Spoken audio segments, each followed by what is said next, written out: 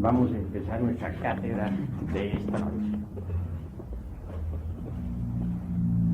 Ante todo, mis estimables hermanos, se hace necesario conocer el camino que nos lleva a la autorrealización íntima del ser. Indubitablemente es urgente comprender la necesidad de cristalizar en nosotros eso que se llama alma. Jesús, el Cristo, dijo: en paciencia poseeréis vuestras almas.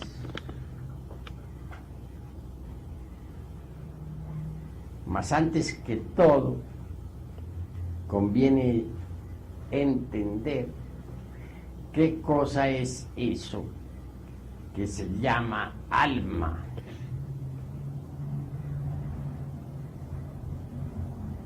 Ciertamente, he de decirles que el alma es un conjunto de leyes, principios, virtudes, poderes, etc.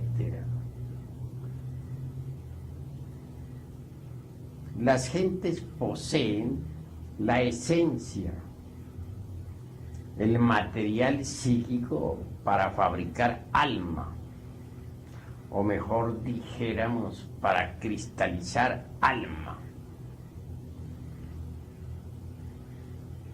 Mas no poseen todavía el alma.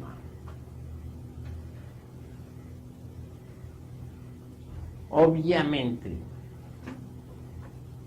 quien quiera poseer eso que normalmente se denomina alma,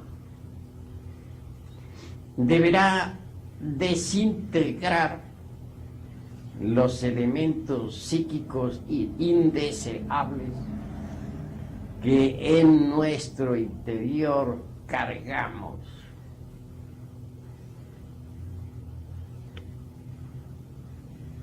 Ira, codicia, lujuria, envidia, orgullo, pereza, gula, etc. Virgilio, el poeta de Mantua, dijo: aunque tuvierais 1000 lenguas para hablar y paladar de acero, no alcanzaríais a enumerar todos vuestros defectos cabalmente.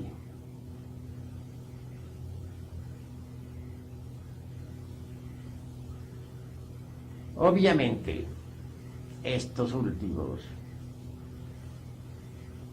se denominan en el Tíbet agregados psíquicos.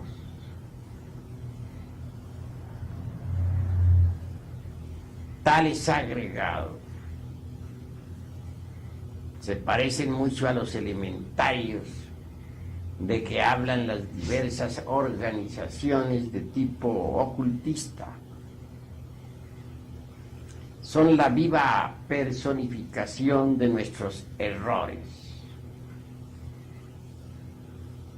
Se dice que Jesús de Nazaret arrojó del cuerpo de María Magdalena 7 demonios. Indubitablemente, estos representan a los 7 defectos capitales y se multiplican incesantemente. Tal afirmación del crístico evangelio quiere decir que el Cristo íntimo arrojó de María Magdalena los diversos agregados psíquicos inhumanos que ella poseía.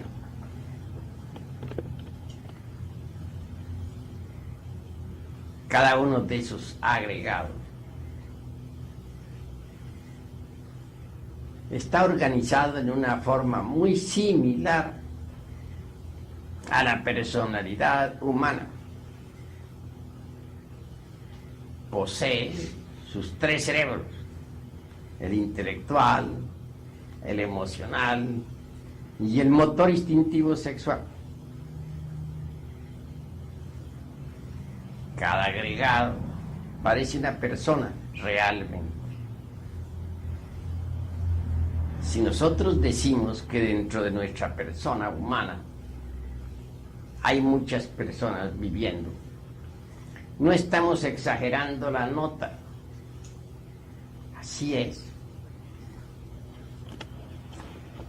Y todos esos agregados se combaten mutuamente entre sí. Luchan por la supremacía. Cada uno de ellos quiere ser el amo, el señor. Si aquel que se logra imponer, aquel que logra controlar los 5 cilindros de la máquina orgánica en un instante dado, se cree el único. Momentos después, sin embargo, es derrocado y otro ocupa su lugar. Así que en realidad, de verdad, cualquier persona no es la misma, siquiera durante media hora. Parece eso increíble, mas así es. Ustedes mismos, sentados aquí, en segunda cámara, escuchando, empezaron con un agregado. Se sentaron a oír. El mismo estaba muy alerta.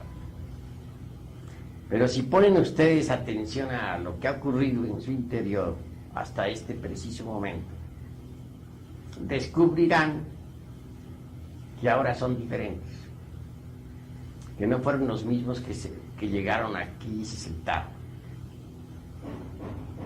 ¿Por qué? Porque el agregado psíquico que controla la máquina orgánica, que empezó sentándose, fue desplazado por otro que ahora está escuchando. Si dijese que ustedes son los mismos que empezaron, estaría abusando de la mente de ustedes y de la mía propia. Así que en realidad, de verdad, los agregados psíquicos se están cambiando. Tan pronto es uno el que controla los centros capitales del cerebro como otro. Nunca permanecen los mismos. En cuanto a la esencia, que es lo más digno, que es lo más decente que tenemos dentro de nuestro interior, la mismísima conciencia, incuestionablemente se encuentra enfrascada entre todos esos múltiples agregados, procesándose en virtud de su propio condicionamiento. Cada uno de ustedes es legión. Recordemos lo que el Maestro Jesús preguntó al poseso del Evangelio bíblico: ¿cuál es tu nombre? Y el poseído contestó: mi nombre es Legión. ¿Cuál es el nombre de cada uno de los aquí presentes? Legión.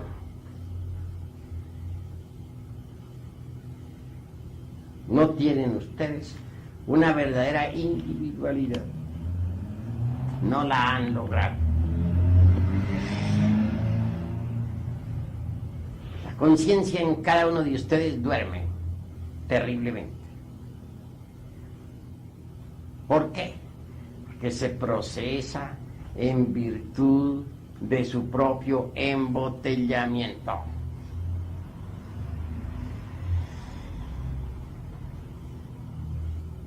Entonces se halla en estado de hipnosis y eso no se puede negar.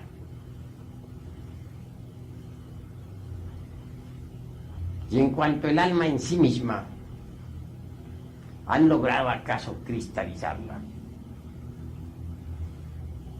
Si dijera que no tienen ustedes un alma inmortal, estaría también mintiendo, consciente o inconscientemente. Obviamente que cada uno de ustedes tiene su alma inmortal, pero no la posee. Uno podría tener un bello diamante guardado en alguna caja de seguridad. Posiblemente gozaría uno pensando en que tiene tal prenda. Mas si estuviese empeñada, no la poseería. Sabría que tenía la joya, pero también no ignoraría de que en verdad no la posee. Muchas veces alguien recibe una bella herencia, sabe que la tiene, pero una cosa es tenerla y otra cosa es poseerla. El alma de ustedes, ¿dónde está? Viaja por la Vía Láctea, se mueve en toda esta galaxia. Más ustedes que están sentados aquí, no la poseen. Saben que la tienen, pero una cosa es saber que la tienen y otra cosa es poseerla.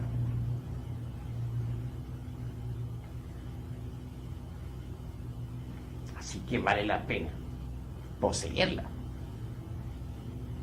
Mas ¿cómo llegaría uno a poseer su alma? Pues desintegrando definitivamente los agregados psíquicos, porque el alma y los agregados son incompatibles. Son como el aceite y el agua. No pueden mezclarse.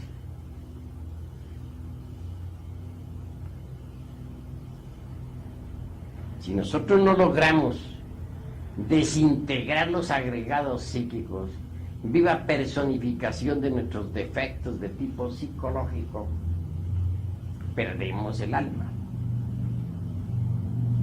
¿De qué serviría, dice Jesús el Cristo?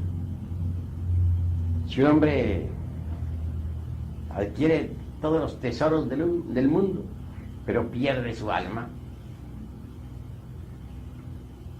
de nada le sirve eso. ¿Es posible perder su alma? Sí, es posible. Quien ingresa a los mundos infiernos pierde su alma. Eso es obvio. Triste es perder ese tesoro. ¿Habría alguna forma como para no perderlo? Sí, repito, cristalizándola en sí mismo, aquí y ahora. Cuando uno quebranta completamente y desintegra el agregado psíquico de la lujuria, o los agregados, porque son muchos, cristaliza en la esencia que cargamos dentro, esa virtud preciosa del alma, conocida como castidad. Cuando uno logra destruir, aniquilar el agregado psíquico del odio, cristaliza entonces en uno la preciosa virtud del amor. Cuando uno consigue reducir a polvareda cósmica el agregado psíquico del egoísmo, Cristaliza entonces en uno la virtud preciosa del altruismo o del cristocentrismo. Cuando uno consigue aniquilar el agregado psíquico del orgullo, entonces cristaliza en uno la virtud inefable de la humildad. Llegar a esta parte de nuestra plática, he de decir que lamentablemente muchos textos de tipo ocultista, esoterista, etcétera, lo llevan a uno al orgullo místico, y eso es grave. Connotados autores muy venerables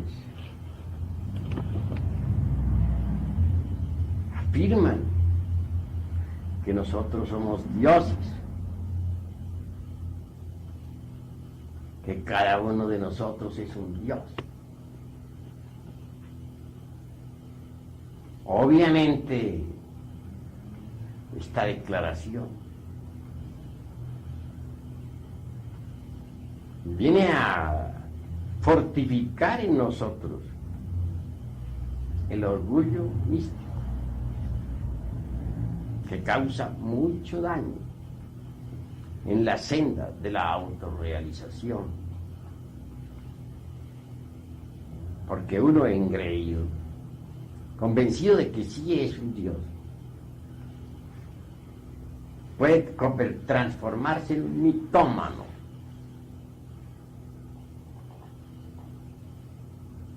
Incuestionablemente no es posible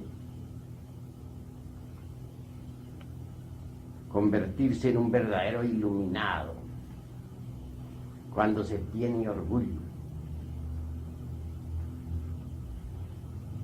No podría yo jamás pensar en un Dios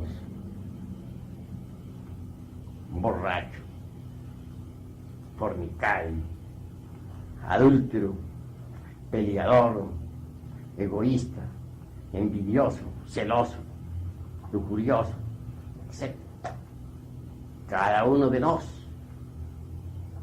es en realidad de verdad todo eso. Me ha dado mucho dolor encontrar siempre en los textos ocultistas, etcétera, sin citar en este momento organizaciones, algunas muy venerables, esta tremenda afirmación nociva de que somos dioses. Es mejor ser serios y concretarnos a la realidad de los hechos, mirar lo que somos y no formarnos ilusiones. Comemos, bebemos, fornicamos, adulteramos, odiamos, criticamos, somos celosos, etc. ¿Creen ustedes acaso en un Dios así? Es mejor decir, somos viles gusanos del lodo de la tierra, y estar convencidos de que lo somos. Si queremos convencernos, bastaría que fuéramos sinceros consigo mismos.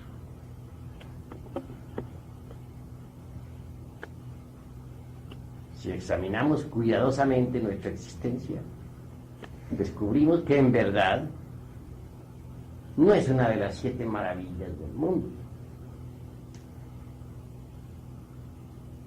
Este examen que hagamos sobre nosotros mismos y sobre nuestra propia vida será de maravillosas consecuencias, porque nos permitirá saber lo que somos Entender que no somos más que unos pobres pecadores, unos viles gusanos del lodo de la tierra. Así, en esa forma, marcharemos por el camino de la sencillez y de la humildad. Cuando uno desintegra en realidad de verdad ese agregado psíquico del orgullo, cristaliza obviamente en nosotros la humildad, que es la virtud más preciosa. Téngase en cuenta de que no solamente existe el orgullo basado en las posiciones sociales, en el capital, en el linaje de familia, etc. Hay un orgullo mucho peor y más nocivo que todas esas formas que acabo de citar, y es el orgullo místico, el creernos santos, sabios, el sentirnos dioses, creer o el suponer que nadie es más grande que nosotros, que somos grandes iniciados, etcétera, etcétera, etcétera. Esto es grave, porque en realidad de verdad el orgullo nunca permitirá que tengamos correctas relaciones con las partes más elevadas del ser. Cuando uno no puede relacionarse correctamente con las partes más elevadas del ser, tampoco puede gozar de la iluminación.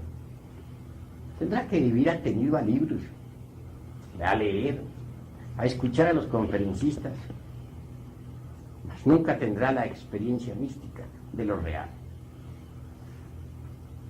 Así que primero que todo, se hace urgente que al entrar en estos estudios logremos eliminar de sí mismos el orgullo místico, que es el más peligroso. Si lo conseguimos, aflorará en nosotros la preciosa virtud de la humildad.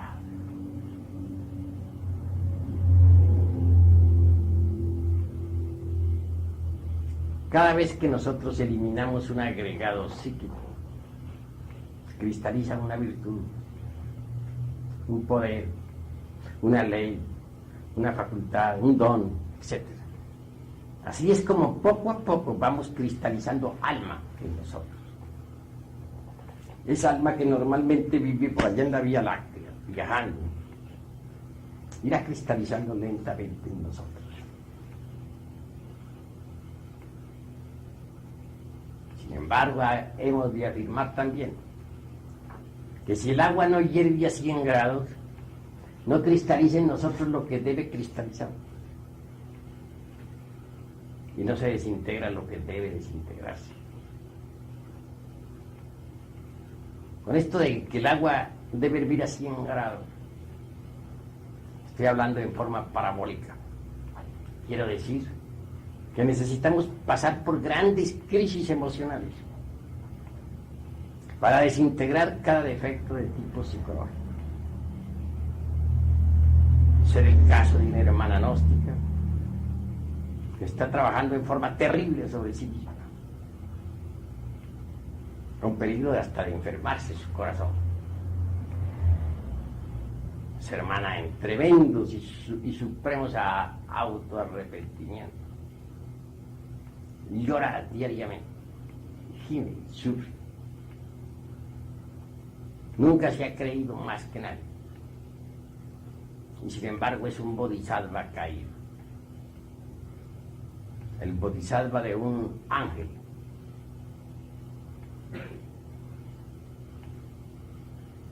Ojalá muchos imitaran ese ejemplo. Quienes así actúen en supremo arrepentimiento, trabajando sobre tal o cual defecto de tipo psicológico, incuestionablemente van desintegrando uno a uno los agregados psíquicos, y en su reemplazo irá cristalizando en ellos eso que se llama alma. Y quien consiga la desintegración completa de todos los elementos psíquicos indeseables que en su interior carga. Cristalizará en sí mismo el 100% de su alma. Conjunto, repito, de virtudes preciosas, o gemas inefables, atributos y leyes, dones y cualidades de perfección.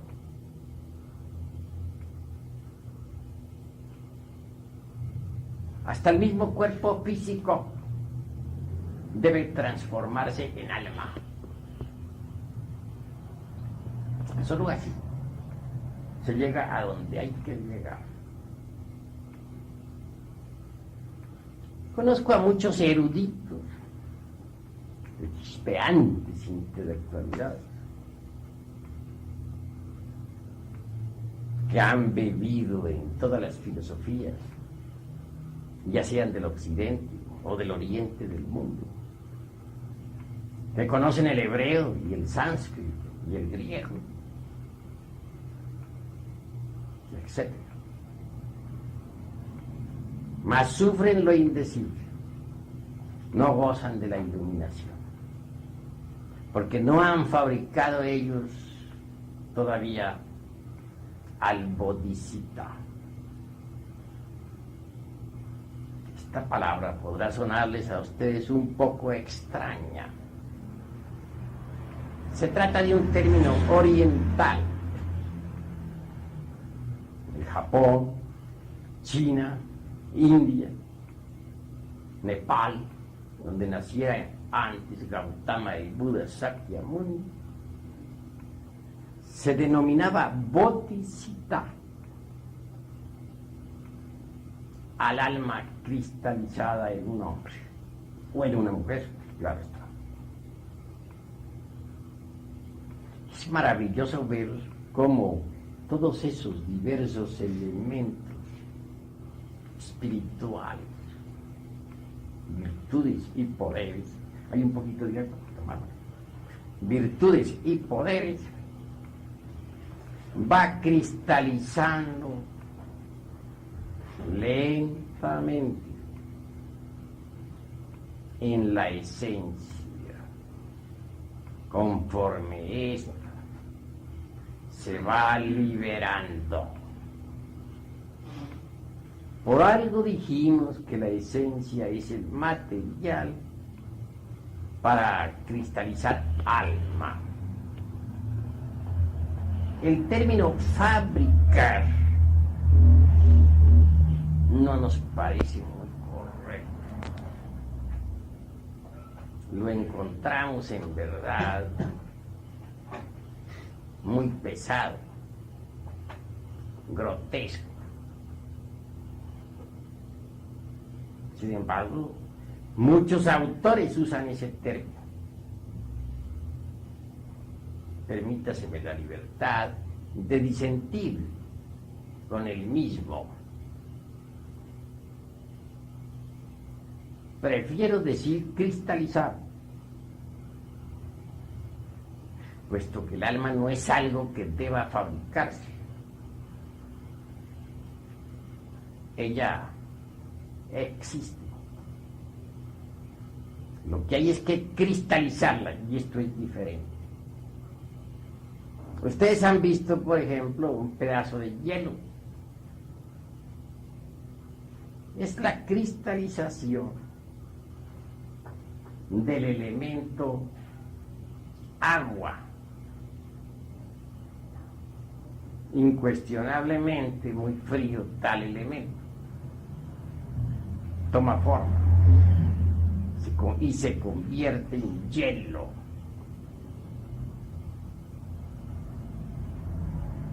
Asombra ver la cristalización del agua.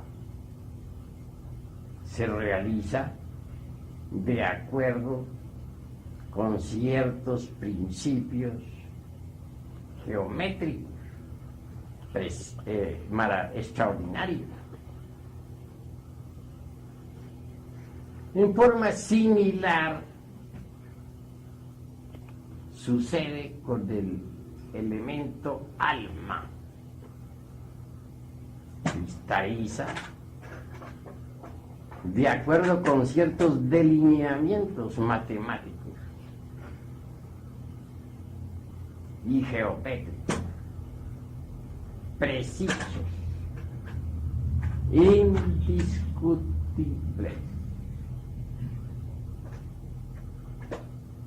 Hasta el mismo cuerpo este que tenemos de carne y hueso debe transformarse en alma. Y es posible transformarlo en alma si en realidad de verdad nos lo proponemos. Tenemos nosotros un cuerpo de carne y hueso.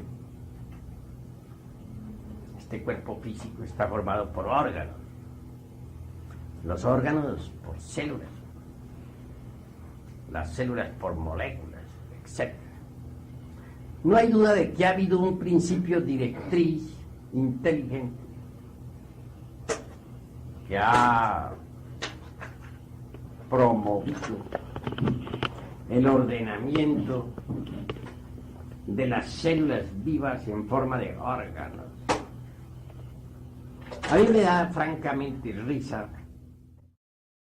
células inconscientes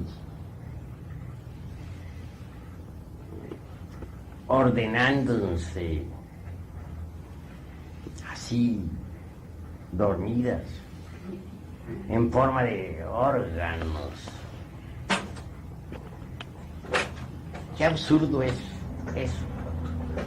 Células dormidas, inconscientes, ciegas, como dice Haeckel, organizándose en forma de órganos. Eso no le cabría en la mente a nadie.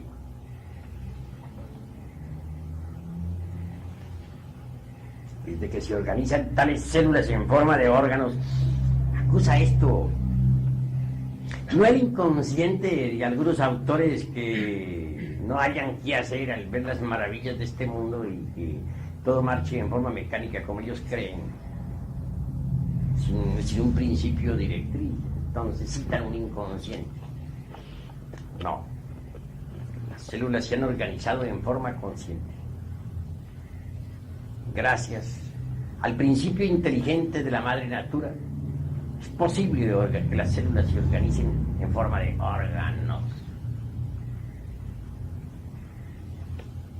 Pero si descomponemos un átomo cualquiera, sea del hígado, de los riñones o del páncreas, liberamos energía. Eso es obvio.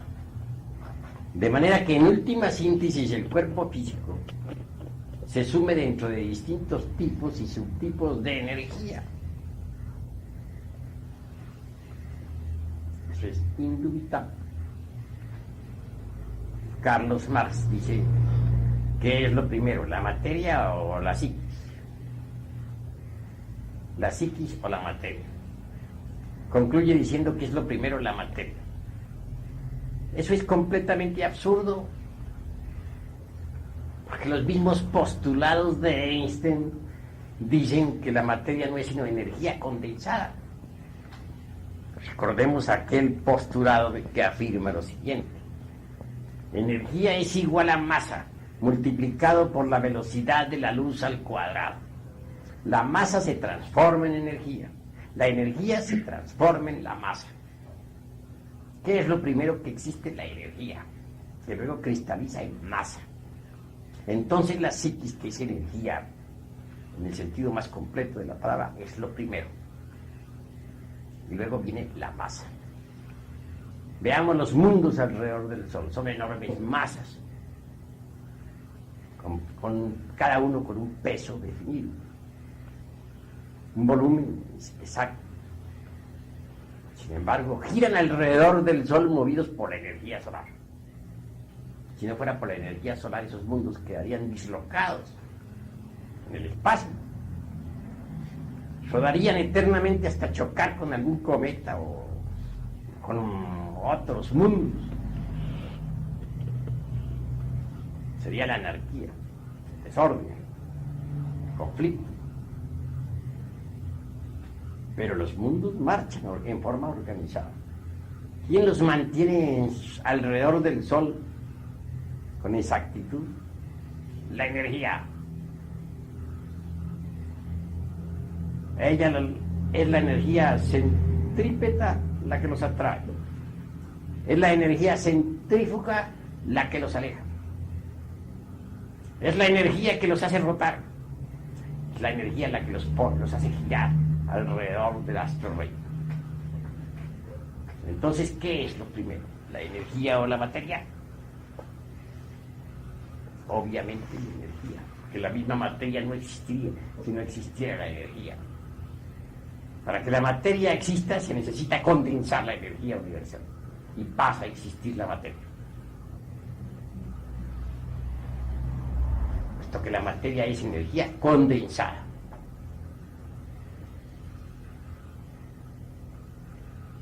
En cuanto al organismo humano, lo primero que existe es la energía. Ella permite a los átomos que giren alrededor de sus centros nucleares en la molécula.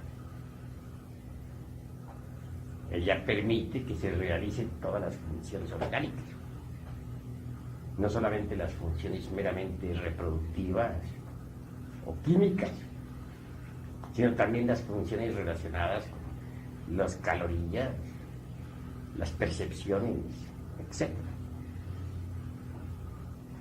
Aún más aquellas funciones que se relacionan con la imaginación y la voluntad. ¿No sería posible concebir un cuerpo orgánico desprovisto de energía? ¿Cómo se realizarían los fenómenos catalíticos si no existiera la energía?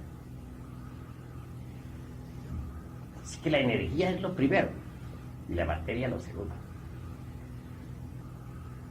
Si a esa energía la llamamos espíritu o conciencia o lo que se quiera, no importa, pero es lo primero.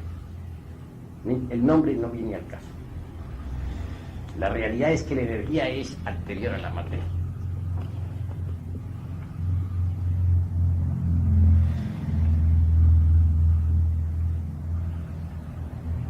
Existe un cuerpo vital orgánico y eso está demostrado. Los rusos, con un aparato, han podido fotografiar el cuerpo vital, lo están estudiando. No solo lo están estudiando en relación con el organismo físico, sino lo que es más, lo están estudiando en forma independiente del organismo físico. Lo han bautizado con un nombre, lo llaman cuerpo bioplástico. Resultado, el materialismo dialéctico en la Rusia soviética ha quedado arrumado por ahí, en un rincón. Ahora se estudia la parapsicología intensivamente.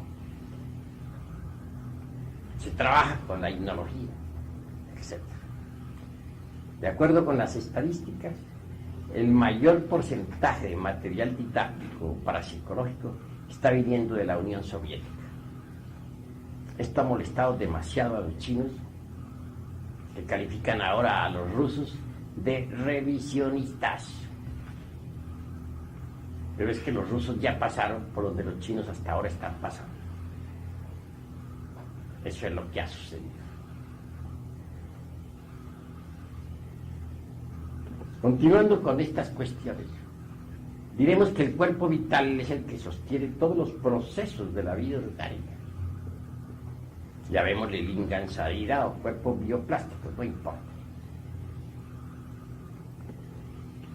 A medida que nosotros vayamos desintegrando los agregados psíquicos inhumanos,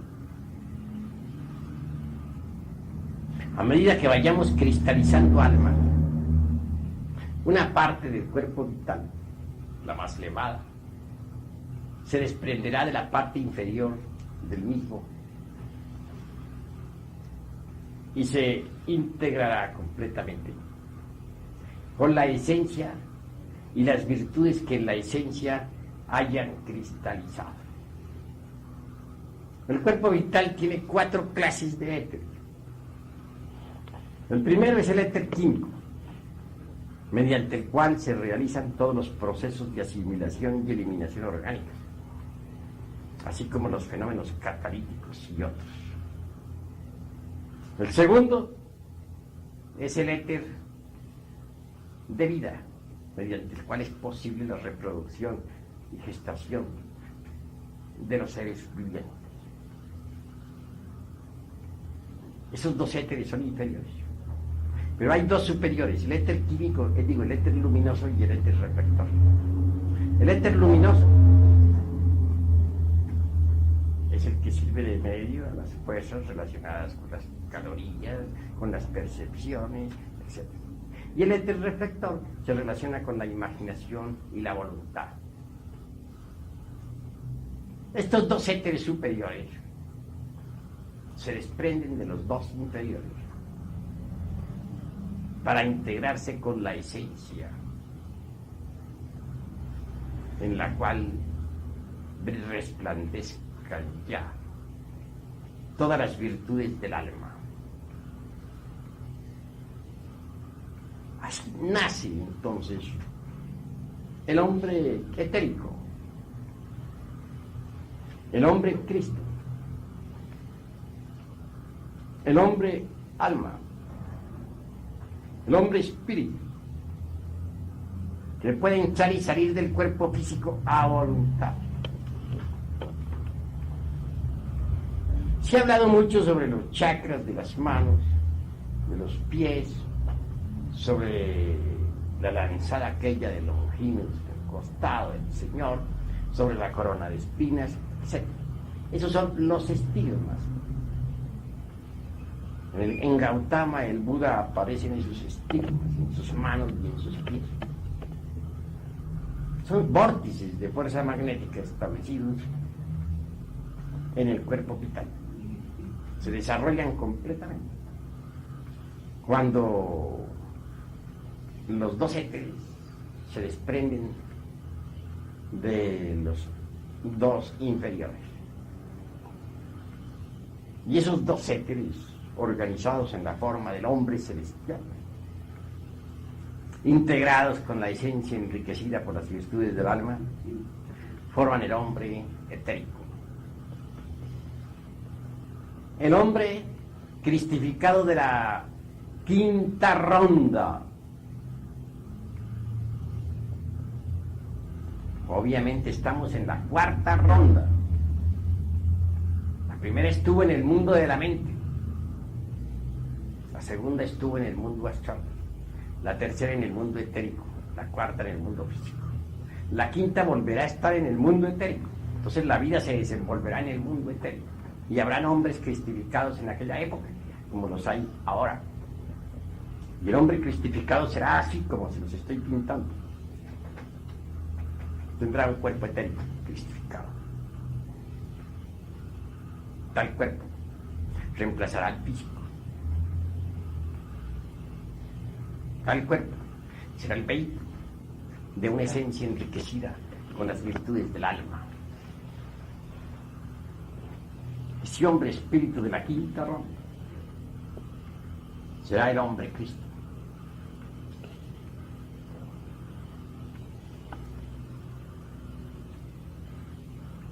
Si ustedes comprenden eso, comprenderán también la necesidad de cristalizar su alma. Solo así podrán independizarse del cuerpo físico. En realidad, de verdad, el cuerpo de carne y hueso es muy denso, muy material, muy pesado.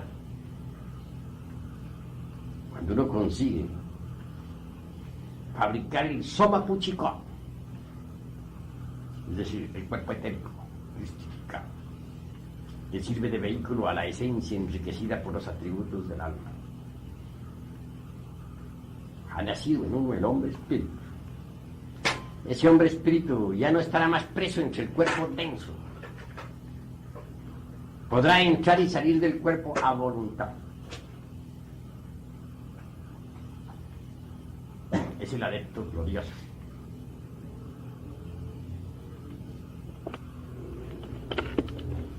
En la vida ha habido algunos hombres que lo han logrado.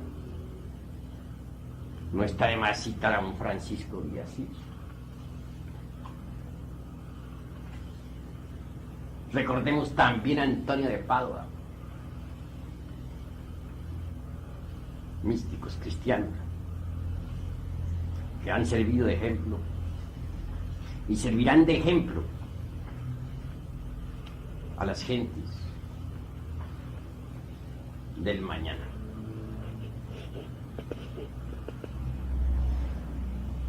El hombre celestial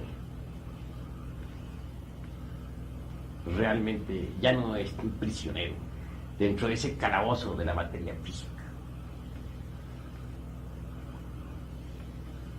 Es libre para salir de ese cuerpo cuando quiera, para viajar con ese cuerpo a través del inalterable infinito, para sumergirse con tal vehículo en los mundos superiores, para descender al fondo de los mares o visitar a las dinastías solares en el astro rey.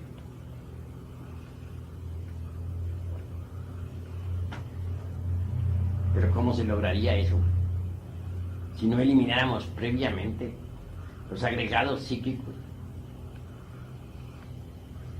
Obviamente sería imposible. Si queremos convertirnos en verdaderos hombres celestiales, necesitamos erradicar de nosotros todos esos elementos psíquicos indeseables que en nuestro interior cargamos. Así que el bodhisattva de que nos hablan los orientales es el hombre técnico, el hombre que ha cristalizado su alma en sí mismo, que la posee,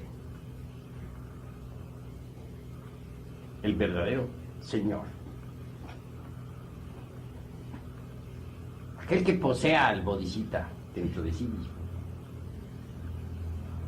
Podrá sumergirse en el fondo de los océanos sin recibir daño alguno y visitar los templos de la serpiente. En el oriente hay una planta que llaman santana, que cura cualquier herida por grave que ésta sea. Así son las heridas del alma. Solo el bodhisattva puede sanar tales heridas. En el oriente hay una planta que llaman buena memoria. Quien la toma puede recordar todos los acontecimientos de su vida actual y de sus vidas precedentes. Así también es el bodhisattva. De forma similar, quien lo posea podrá recordar todas sus vidas anteriores. Y si visita a los cielos inefables, al regresar al mundo físico, al volver a entrar en su cuerpo, no olvidará detalle alguno. En el oriente hay una planta mediante la cual es posible contrarrestar los hechizos mágicos malignos de los tenebrosos. Similarmente, quien posea al bodhisattva no podrá recibir daño alguno de los tenebrosos. En el oriente hay una planta mediante la cual es posible hacerse invisible. Quien posea al bodhisattva podrá hacerse invisible en caso de necesidad ante sus peores enemigos.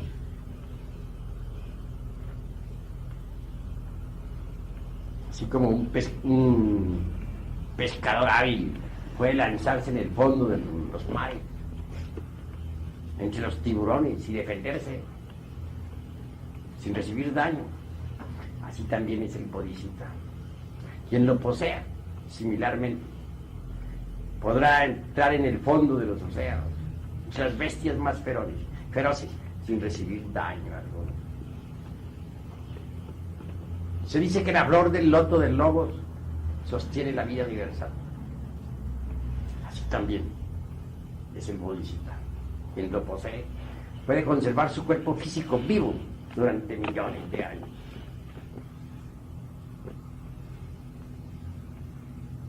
Son muchos los que me escriben a mí, quejándose de que no saben salir del cuerpo astral, de que no recuerdan nada de lo que les sucede fuera del cuerpo físico, de que no tienen iluminación, etc.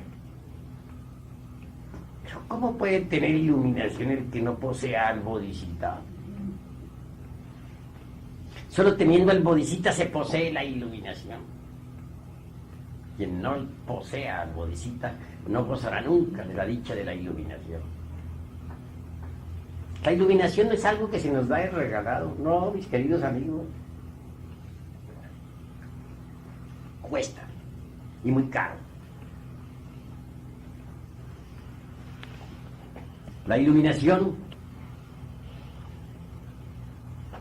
solo se explica mediante el Dharmakku. ¿Qué es el Dharmakku? O digo, dispensen, he equivocado el término, mediante el Dharmadhatu.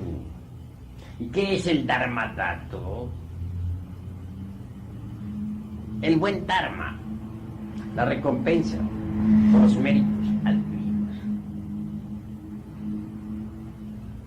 Solo el que posea, pues, al Bodhisattva, es decir, solo aquel que haya cristalizado alma, podrá gozar de la iluminación. Tendrá méritos para ello.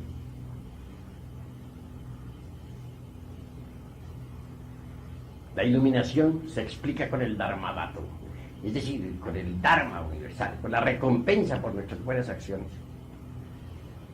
Nadie podría gozar de la iluminación si no posee al Bodhisattva. Y nadie podría tener el Bodhisattva si no ha trabajado duro sobre sí mismo, si no ha desintegrado los agregados psíquicos.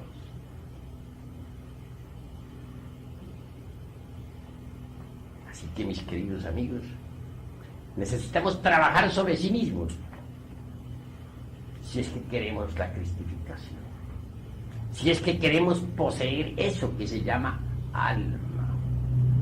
En paciencia poseeréis vuestras almas. Así está escrito en el Evangelio del Señor.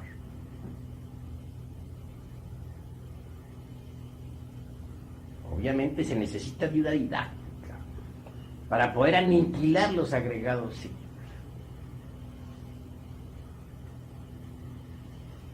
Incuestionablemente hemos de empezar por la autoobservación psicológica.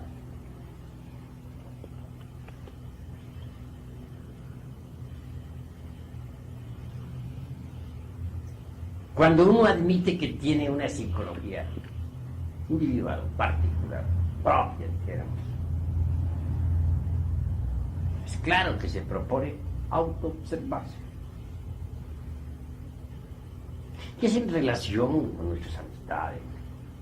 En la calle, o en el templo, o en la casa, o en el trabajo, o en el campo, etcétera, etcétera, etcétera, donde nuestros defectos psicológicos escondidos afloran. Si nosotros nos autoobservamos en forma continua, podremos verlos. Defecto descubierto debe ser abierto con el bisturí de la autocrítica para ver qué es lo que tiene de verdad. En vez de estar nosotros criticando vidas ajenas, tenemos que autocriticarnos. Cuando hemos hallado algún defecto en sí mismos, debemos analizarlo cuidadosamente, abrirlo, repito, con el bisturí de la autocrítica. Esto es posible a base de la autorreflexión evidente del ser,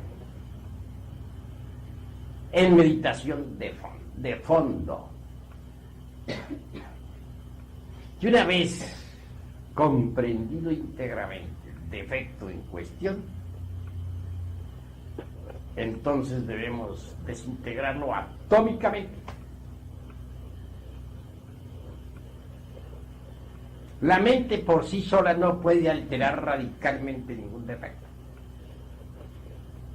Puede pasarlo de un nivel a otro del entendimiento, esconderlo de sí misma o de los demás, justificarlo o condenarlo, buscarle evasivas, etc. Mas nunca alterarlo radicalmente. Se necesita de un poder que sea superior a la mente. Afortunadamente ese poder existe, se halla latente en las honduras de nuestro ser. Quiero referirme ahora en forma enfática a la serpiente ígnea de nuestros mágicos poderes. Isis, Adonía, Rea, Cibeles, Tonantzin, o la casta Diana o Maraj, no importa su nombre. Existe, sí. No fuera de nosotros mismos, no, dentro. Obviamente tal poder flamígero es una variante de nuestro propio ser, pero derivado. Si nosotros en la meditación de fondo pedimos auxilio a Devi Kundalini Chakti, la mística serpiente de los grandes misterios, lograremos ser asistidos. Ella puede pulverizar cualquier agregado psíquico, si éste ha sido previamente comprendido en todos los niveles de la mente. Y una vez aniquilado, surgirá en reemplazo alguna virtud del alma, alguna característica nueva, alguna ley, algún don especial, alguna cualidad.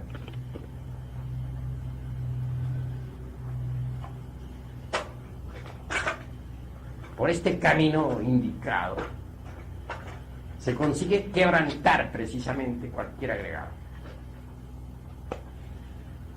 Indubitablemente, si logramos la destrucción absoluta de los diversos elementos psíquicos indeseables,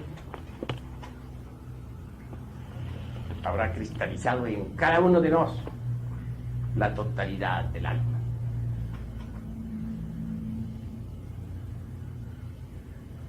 Esto indicaría que la esencia enriquecida con todos los atributos anímicos podría a su vez vestirse con el soma púchico,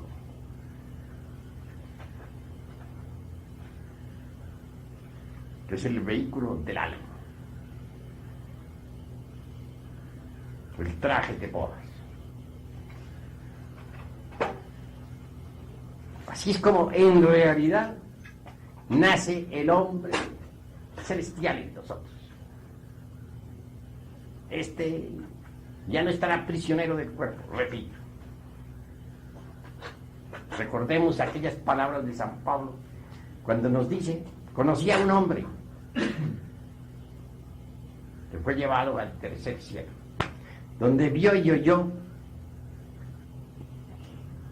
palabras, cosas indecibles que a los hombres no les es dable comprender. Pablo fue llevado al soma púchico como hombre espíritu o hombre técnico. Y de hecho conoció las maravillas del universo. Así que, mis queridos amigos, esta noche los he invitado a ustedes cordialmente a cristalizar en cada uno eso que se llama alma. Hasta aquí mis palabras.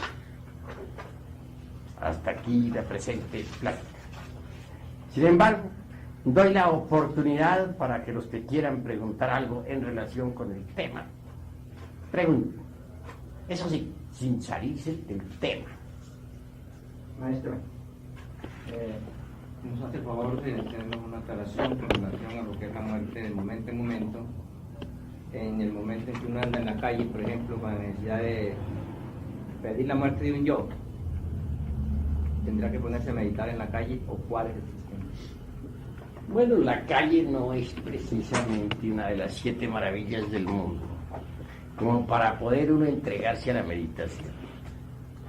Pero sí puede tomar nota del defecto psicológico que la calle le ha asediado, ya en casa, o por la noche a tiempo de acostarse, entregarse a la meditación.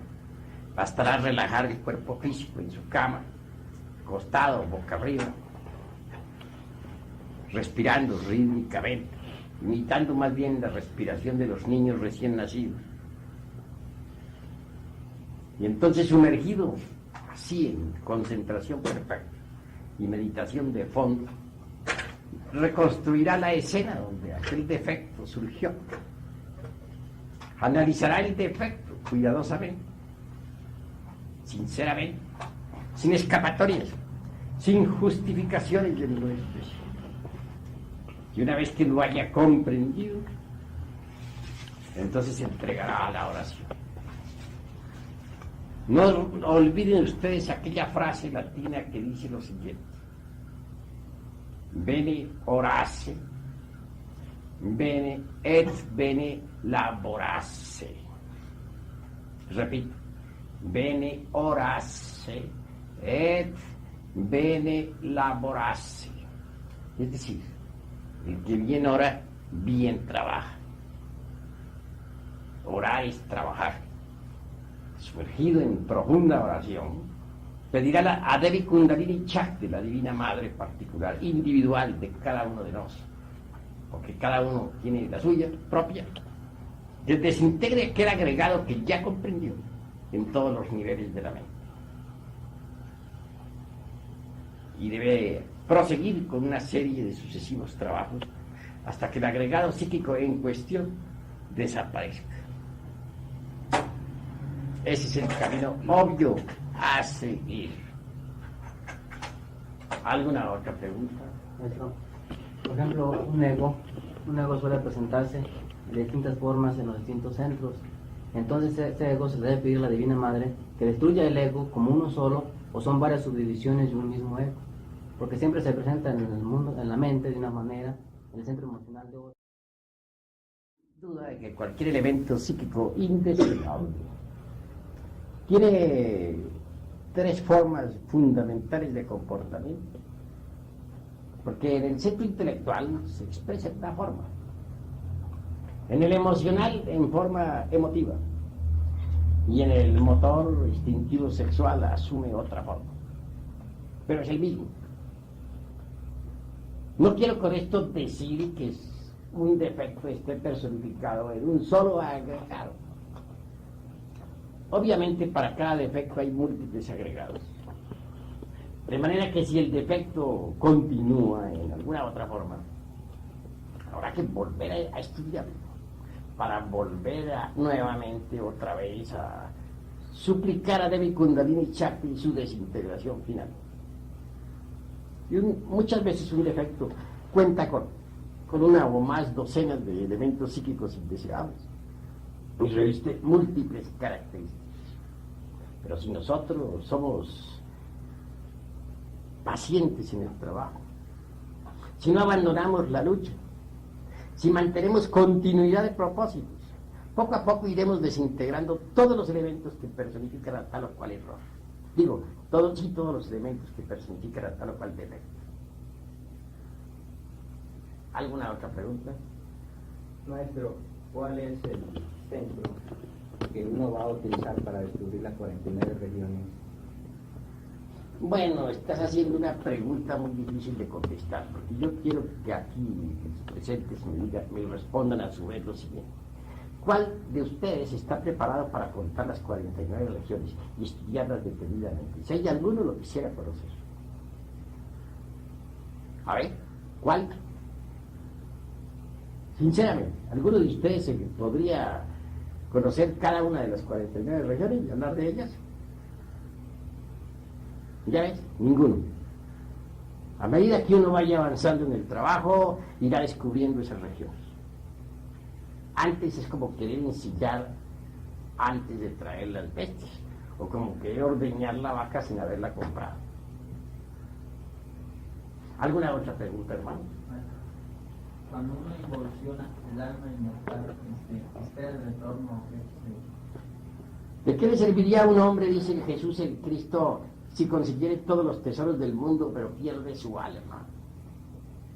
A ese más le valiera no haber nacido, o colgarse una piedra de molino al cuello y lanzarse al fondo del mar. Son palabras del Nazareno. Es decir, el que no trabaja sobre sí mismo pierde su alma, se sumerge en los mundos infiernos hasta la muerte segura. Es un caso perdido. No deseo para ustedes tal suerte. Es la mayor desgracia que puede ocurrir a alguien. Más vale poseerla. Y solamente se puede poseer cuando se cristaliza en sí mismo.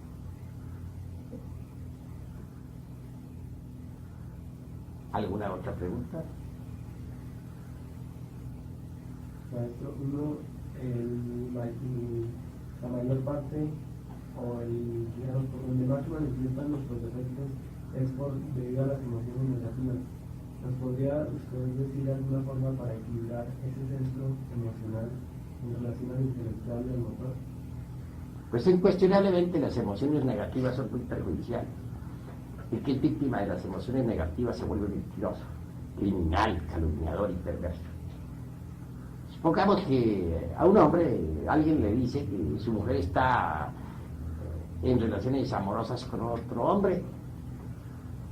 Entonces, se deja llevar de la emoción negativa y hasta puede ir y matar a la mujer y matar al otro caballero. Digamos que la noticia fue falsa y que la pobre mujer solamente conservaba amistad con aquel señor. Tal vez habría hablado con él, que nunca pensó en tener amores ni amoríos, ni ser limpiera el marido.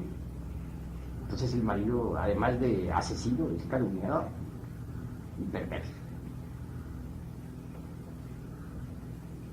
Así pues, las emociones negativas lo vuelven a uno malvado. ¿Cómo hacer para controlar las emociones negativas?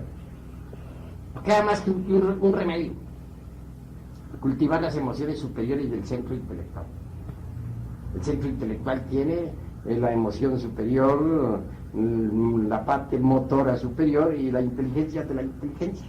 Pues cultivemos la emoción superior del centro intelectual. La música armónica, la música bella, la música feliz, la pintura, el arte, la belleza, los estudios superiores, la mística inefable, el esoterismo, la gnosis. Y así vamos poco a poco controlando las emociones inferiores. Pero eso no es todo. Necesitamos por último eliminar los agregados psíquicos del centro emocional inferior. Tenemos que descubrirlos, cómo trabajan, cómo se manifiestan, cómo ante una noticia falsa nos llenamos de emoción, hacemos a la daca, vamos al fracaso. Todos esos agregados hay que los eliminan. Tenemos un amigo en México, que es licenciado. Un buen amigo, por cierto. Desgraciadamente, alguien le trajo una noticia bastante desagradable. Le dijeron que su hermana había sido víctima pues, de un fraude. Este hombre creyó eso al pie de la letra y se llenó de grande ira. Como secuencia o corolario está ahora en estado preagónico. Pues le vino una embolia cerebral. Y era un hombre muy capaz, muy inteligente. Y por cierto que está gnóstico.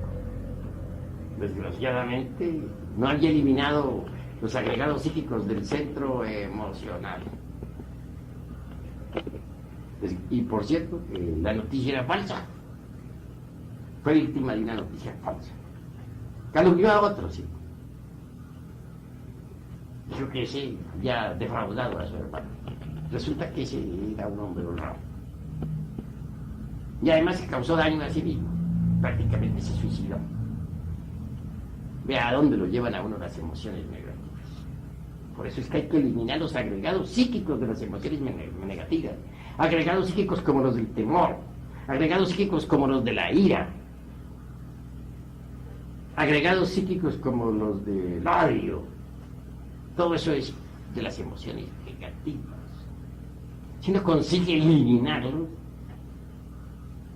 entonces no será ya más víctima de esas emociones inferiores. Les he dicho pues lo que tengo que decirles con respecto a las emociones negativas. ¿Hay alguna otra pregunta? Maestro, en nosotros, ¿quién es realmente el que nos ayuda a autoobservarnos? ¿Son los yo gnósticos que hemos formado o es el sentido de la observación conforme se va desarrollando poco a poco en nosotros? Pues la esencia misma es la que autoobserva sus procesos. Así es. Maestro, ¿podrá existir el bodhisattva existiendo dentro de nosotros todavía algunos agregados psíquicos? No es posible. Ni uno solo. Para que el bodhisattva exista ya totalmente en nosotros, pues se necesita la eliminación total de todos los elementos psíquicos indeseables que en nuestro interior cargamos. Sin embargo, quien nos está eliminando comienza pues a darle forma al bodhisattva. Pues no podría surgir el bodhisattva de la noche a la mañana. Se va formando en nosotros poco a poco, a medida que vamos eliminando los elementos psíquicos indeseables.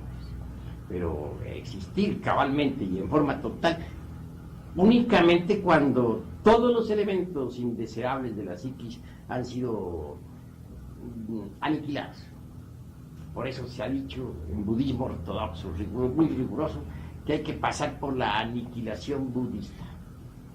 Palabra que asusta mucho a algunos pseudoesoteristas y pseudo-ocultistas. ¿Alguna otra pregunta? Se nos ha dicho que uno cría los egos por no saber digerir las impresiones. ¿Te nos podría explicar cómo podríamos digerir las impresiones de forma positiva? Es claro que cualquier impresión no digerida se convierte en ego. Si alguien viene y nos dice que, si te dice a ti, por ejemplo, que en este momento un hermano tuyo ha sido engañado, pues alguien le ha robado un dinero, te llenas de grande ira y dices, ¿y esto qué pasó? Voy a buscar ese malvado. Pero si tú digieres la impresión conscientemente, no se forma en ti ningún nuevo agregado, ni vas a buscar a nadie. Pero para digerir ese agregado, esa impresión nefasta que te ha traído, no debes olvidarte de ti mismo. Si de ti mismo te olvidas y te identificas con lo que te están contando, pues no podrás digerir la impresión. Pero si tú no te identificas con lo que te están contando, debido a que no te estás olvidando de ti mismo, entonces digerirás lo sucedido. Digerirás la noticia y no se formará ningún nuevo agregado. Pero podría formarse un nuevo agregado de grande ira en ti, si no digerieras esa infausta noticia. ¿Entendido? ¿Qué otra pregunta tienen ustedes por ahí? Iba a decirles preguntita. Maestro, al estudiar un defecto sabemos que tenemos diferentes agregados. Cuando lo vamos a estudiar y sabemos cuáles agregados son, cuando vamos a estudiar el defecto, estudiamos el defecto primero o los agregados. Pues es que el defecto es el agregado y el agregado es el defecto. Llamamos agregados a los demonios rojos de Set.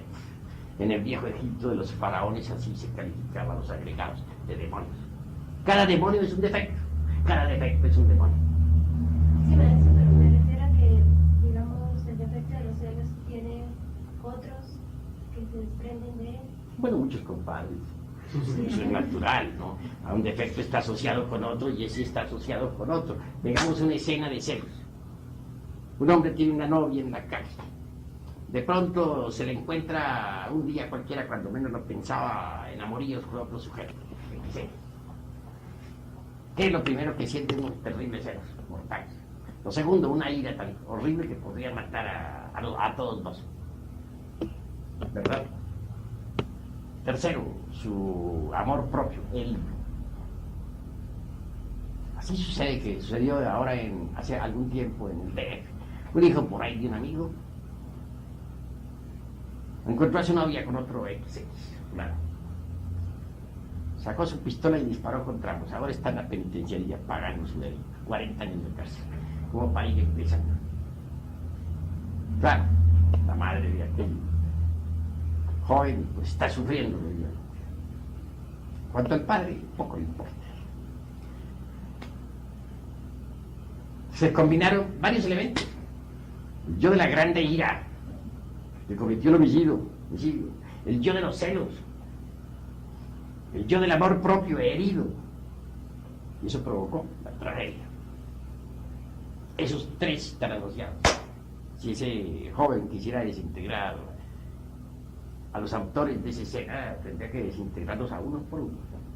Y a todos tres. De manera que cualquier defecto está asociado a otro. Eso es obvio. ¿Alguna otra pregunta?